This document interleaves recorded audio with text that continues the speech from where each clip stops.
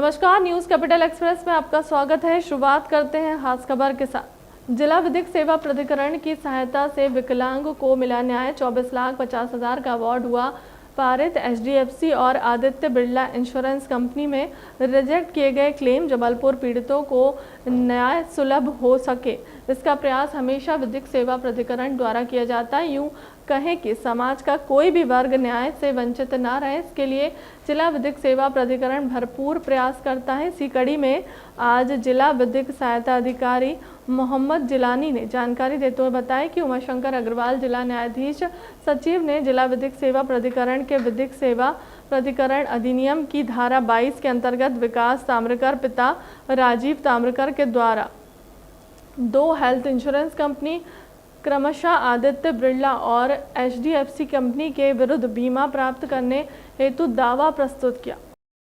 कहाँ रहते हैं आप और क्या घटनाक्रम हुआ था?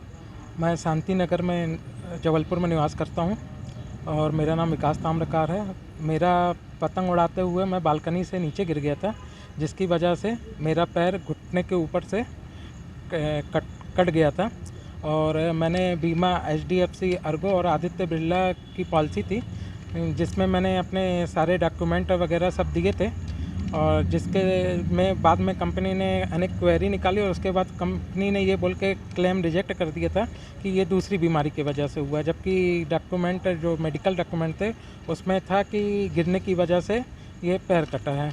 और फिर मैंने जन लोक विधि सेवा आयोग में विधि सेवा प्राधिकरण में अपना आवेदन दिया, जिसमें माननीय सचिव सर ने उसका संज्ञान लेके मुझे कंपनी के उसमें क्लेम दिलवाया गया। कितना क्लेम मिला आपको? अभी 24,50,000 का क्लेम पारित हुआ है।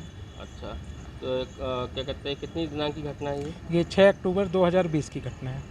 आपका शुभ नाम? विकास ताम्रकार।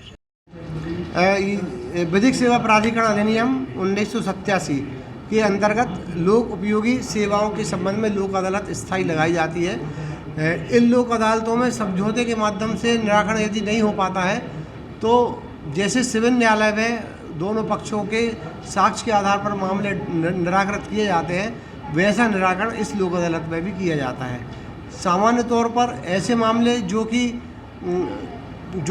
हम यदि किसी संस्था से कोई सुविधाएं लेते हैं, जैसे रेल व डाक की सेवा हो गई, परिवहन सेवा हो गई, पोस्टल या दूरभाष सेवा है, विद्युत बंडल से संबंधित जो सेवाएं हैं, बीमा, अस्पताल व बैंकिंग से संबंधित जो सेवाएं हैं, उन सेवाओं में जो कमी होती है उसके संबंध में यदि किसी कंपनी से आपका विवाद है तो उस विवाद के लिए आप जहां पर लोक उपयोगी सेवाओं के अंतर्गत जो लोक अदालत है उसमें अपना मामला प्रस्तुत कर सकते हैं।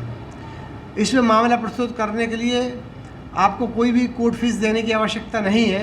पूरी सेवा निःशुल्क है।